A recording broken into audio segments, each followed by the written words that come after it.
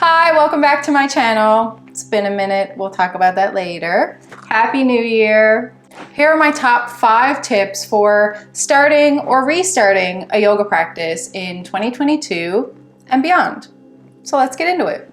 Number 1, start small. I know that this seems obvious or underwhelming, but it really is the best advice that I have been given or could give to someone else. I have found myself often overextending myself when it comes to goals, and then I fail and then I feel bad. So I really believe that the best way to start any new practice or any routine is to start small. So whether that is you do a yoga practice once a week, or you do a 15-minute yoga practice a couple of times a week, and then build that up from there, because then you can really gauge how it fits into your life and you can really set yourself up for success. So I know it seems like blah, but it really is the best thing that I can offer you, is to just start small, set yourself up for success, and then you can grow it from there. Number 2, props are your friends. I know sometimes our ego makes us feel like we don't want to use a prop or have any assistance whatsoever, but please, please, please, props are your friends. They can really strengthen your practice, make you feel confident in your practice, and able to achieve things. I think, like, you know, if your goal is to work on your flexibility, I really think that props help you in this regard, because you can get into a proper alignment in a pose faster using a prop. So that doesn't mean you have to go and buy fancy props. You can use things that you have at home. Some props that I would recommend will be a yoga strap, like this one here. But again, you don't have to use an actual yoga strap. You can use a belt or the belt from your robe. That's perfect. Another one is yoga blocks. I have 2 cork blocks that I really love to use. Again, you don't have to go out and buy blocks.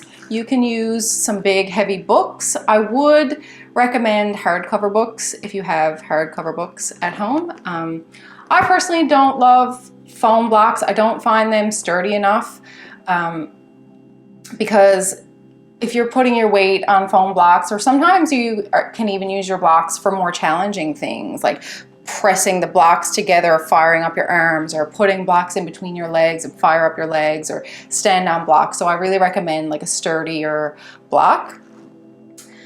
Some other props that you may want to have handy in your yoga practice are blankets and pillows for more restorative styles of yoga.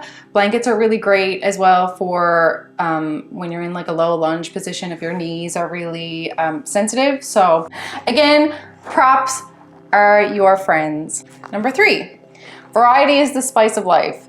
Try as many different styles of yoga and switch up your teachers as much as possible to see what style really suits you and what teaching style really suits you. I know for myself, in my own personal experience, having a great teacher that you connect with really makes all the difference in your yoga practice. And there are so many beautiful free offerings on the internet now, on YouTube.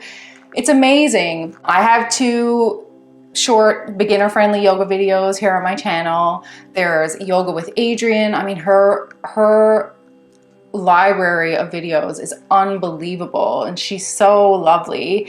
I am actually doing a second yoga teacher training with Authentic Movements. I love their style of yoga and their teachings.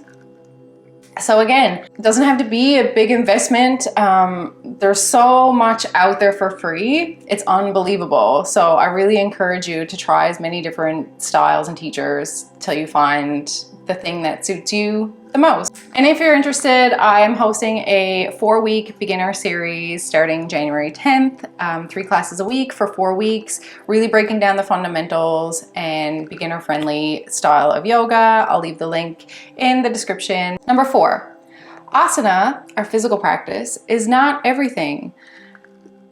There's so much more to yoga than just our physical practice.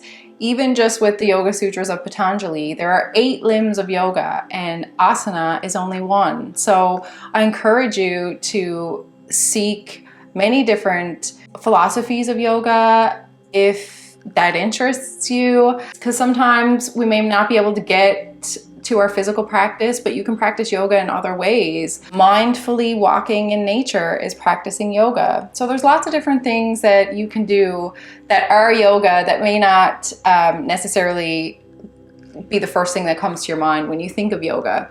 I have a Philosophy Friday series on my Instagram where I talk about the 8 limbs of yoga in more depth, so I'll leave that linked in the description as well if you're interested. Number 5, shit happens. Life is going to throw us curveballs and we're going to fall off our practice, and it's okay. Our practice is meant to enrich our lives and not be a source of, you know, guilt or feelings of failure if you fall off your practice or anything like that. You may notice that there was a gap in uploads from this channel, and life threw me a curveball. In the summer, my beautiful beloved dog was diagnosed with cancer and we said goodbye, and it really was very, very difficult. And I mean, I'm a yoga teacher, but my yoga mat is not my place of comfort in times like that. I actually avoid my mat, and that's okay. I don't beat myself up over that. Everybody deals with things in their life differently. So I just wanted to share that so that you know that life happens and it's okay if you fall off your practice. Be gentle with yourself. It's always there for you when you're ready, and it's okay not to be ready. So to recap, start small. Props are our friends. Variety is the spice of life. Try many different styles and teachers. Number 4, asana, our physical practice is not everything. And number 5, shit happens. It's okay. So there you have it. Those are my top tips. Let me know if you would like to see anything else, or for me to elaborate on anything. If you'd like for me to do a yoga or spiritual book recommendation to study different philosophies of yoga that are more than just our asana, I'd love to do a video like that. And I will see you soon in 2022. I will be bringing you much more yoga videos and meditation videos. So until then, namaste.